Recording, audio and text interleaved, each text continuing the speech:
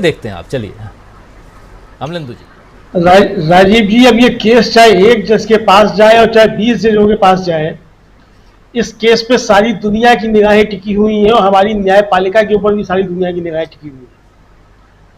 अगर अमेरिकी सरकार का एक मंत्रालय जो ये कहता है कि हम इस मसले को नजदीक से देख रहे हैं, इस पर वाच कर रहे हैं, तो समझा जा सकता है कि सारी दुनिया इस मसले को देख रही है कि भारत के अंदर कानून की क्या व्यवस्था होगी। जस्टिस हेमंत प्रेक्षक साहब ने तो अपना फैसला सुना दिया सावरकर को लेकर के। सावरकर को वीर घोषित कर दिया उन्होंने। राहुल गांधी को कायर और गद्दार कुछ भी कह लीजिए, घोषित किया हो या ना किया हो, लेकिन सावरकर को उन्होंने वीर घोषित कर दिया उस फैसले में। अब जो है ये मामला जो सुप्रीम कोर्ट पहुंचा राजीव जी, तो भारत के सुप्रीम कोर्ट को अब ये साबित करना है कि उसके ऊपर पाकिस्तान के सुप्रीम कोर्ट होने जैसे दबाव नहीं है जो सब पाकिस्तान में चल रहा है। पाकिस्तान में समय क्या चल रहा है? पाकिस्तान में भी यही चल रहा है कि पाकिस्तान का सुप्रीम कोर्ट कोई आदेश देता है, सरकार कहती है हम नहीं मानते इसको, और नहीं मानती है। तो क्या भारत जो है वो पाकिस्तान के रास्ते पे जा रहा है? सावरकर के जो गुरु थे जिन्ना साहब, जिनका बनाया हुआ पाकिस्तान है, तो क्या उसी रास्ते पे भारत जाएगा? मुझे लगता है कि सुप्रीम कोर्ट को इस पे फैसला करना, राहुल गांधी की सजा पे कोई फैसला नहीं करना है सुप्रीम कोर्ट को। दूसरी बात राजीव जी ये है कि जो भक्तगण जो है जस्टिस चंद्रचूड़ को ट्रोल कर सकते हैं सोशल मीडिया पे, जो उन जस्टिस साहब को ट्रोल कर सकते हैं जिन्होंने नुपुर शर्मा के ऊपर कुछ टिप्पणी कर दी थी, हालांकि वो सब समझे जाते हैं कि वो दूसरी तरफ खेले गए थे, लेकिन उन्होंने नुपुर शर्मा पर कुछ सख्त टिप्पणी कर दी थी, तो उनको भक्तों ने ट्रोल किया था। तो अब देखना यह है कि ये ट्रोलबाज जो है वो सुप्रीम कोर्ट के ऊपर हावी रहते हैं, सुप्रीम कोर्ट जो है वो जो है एक सही फैसला सुनाता है। तो अब बहुत सी चीजें राजीव जी मुझे लगता है कि सुप्रीम कोर्ट के फैसले से तय होंगी कुल मिलाकर के। बहरहाल अब राहुल गांधी को सजा होती कि नहीं होती है, इसमें भी बहुत सी चीजें होंगी। जैसा कि प्रशांत जी ने कहा कि नजीरें जो बनती हैं, तो सुप्रीम कोर्ट के आदेश नजीर बनते हैं, तो वो नजीर कैसी बनती है ये देखना होगा। मुझे जो लगता है राजीव जी, अगर सुप्रीम कोर्ट जो है न्याय करता है और फैसला सुनाता है, मतलब दोनों चीजें होती हैं, तो निश्चित तौर पे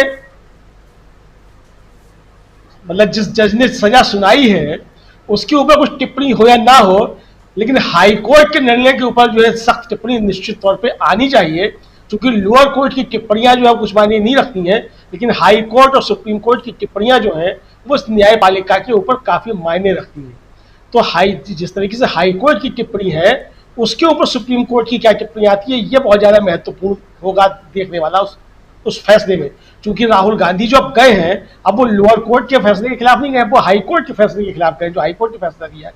जाहिर सी बात है कि हाई कोर्ट के फैसले में जो बात कही गई है कि उन्होंने वीर सावरकर पर टिप्पणी की और उनके ऊपर 10 मुकदमे हैं, तो इन सारी चीजों को भी सुप्रीम कोर्ट जो है उसमें क्वेश्चन करेगा। तो जब ये क्वेश्चन किया जाएगा तो इसमें भी टिप्पणी मुझे लगता है कि सुप्रीम कोर्ट की निश्चित तौर पर आएगी। अब वो समय बताएगा कि क्या टिप्पणी आती है, क्या टिप्पणी नहीं आती है, और किस तरीके से इस देश की राजनीति चलती है। बहरहाल राजीव जी, राहुल गांधी के पक्ष में फैसला आता है तो, राहुल गांधी के पक्ष में फैसला नहीं आता है तो, भारतीय जनता पार्टी ने अपने पैरों में कुल्हाड़ी स्वयं मार ली है, या कहिए कि पूर्णेश मोदी साहब के जरिए अपने पैरों में कुल्हाड़ी मारवा दी। जो भी हुआ हो, बहरहाल इसके लिए जो भी जिम्मेदार हो, जो भी दोषी हो, कुल मिलाकर के मुझे लगता है कि भारतीय जनता पार्टी ने अपने पैरों पर कुल्हाड़ी मार ली है, या ये कहिए कि जिस गाल पे बैठे हैं उसी को कुल्हाड़ी चला दी है। तो सब मिलाकर के इसमें नुकसान राहुल गांधी का कुछ नहीं होना है, नुकसान इसमें भारतीय जनता पार्टी का ही होना है। अगर मान लीजिए फैसला राहुल गांधी के खिलाफ भी आ जाता है, मैं कहता हूं एक प्रतिशत मान के चला जाए कि राहुल गांधी के खिलाफ आता है, तब देश क्या चर्चा करेगा? यानी सुप्रीम अदालत से किस बात पे मोहर लगेगी, ये देखने वाली बात होगी। राहुल गांधी ने किनको चोर कहा, इस पे मोहर लगेगी। इसका मतलब कि वो चोर नहीं है राहुल गांधी ने जिनको चोर कहा, यानी नीरव मोदी और विजय माल्या और मेहुल चौकसी, कौन कौन जो जिनके उन्होंने नाम लिए, जो लोग यहाँ से इस देश का पैसा लेकर के गए, वो इसका मतलब फिर चोर नहीं कहे जाएंगे, फिर और किसी भी चोर को चोर कहना फिर अपराध हो जाएगा।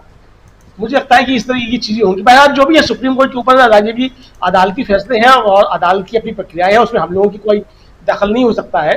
अदालत जो भी फैसला देगी उसको उसमें बाद में उस पर बहस और चर्चा हो सकती है, लेकिन उससे पहले जो है उस पर कोई चर्चा जो है वो मेरे ख्याल से ठीक ठाक नहीं है। अदालत अपना फैसला जो करना है उसको करेगी, लेकिन निगाहें जो है सुप्रीम कोर्ट पे निश्चित तौर पर राजीव जी लगी हुई हैं। अब जो स्मृति ईरानी जी आ जाती हैं या कोई भी आ जाती है, तो उनके आने से कोई फर्क नहीं पड़ता है। स्मृति ईरानी को तो बैठाया इसलिए गया है कि जाओ बार बार बोल करके आओ, तो उनको बोल करके आना है। अब मणिपुर पे नहीं बोल सकती हैं, लेकिन आ जाती हैं, पर पहलवानों पे नहीं बोलती हैं कुछ भी, लेकिन राहुल गांधी पे बोलने के लिए आ जाती हैं। तो उनको जो जिम्मेदारी सौंपी गई है वो अपनी जिम्मेदारी का निर्वहन अच्छे से कर रही हैं। अब भारतीय जनता पार्टी में ऐसी ही जिम्मेदारियां सौंपी जाती हैं तो उसका पालन कर रही है कुल मिलाकर के। तो अब देखना होगा राजीव जी किस तरीके से चीजें आगे बढ़ती हैं। बहर कुल मिलाकर के फिलहाल जो सुप्रीम कोर्ट की निगाहें सबकी हैं, पूरी दुनिया की निगाहें। जी, एक नज़ीर बन सकता है अगर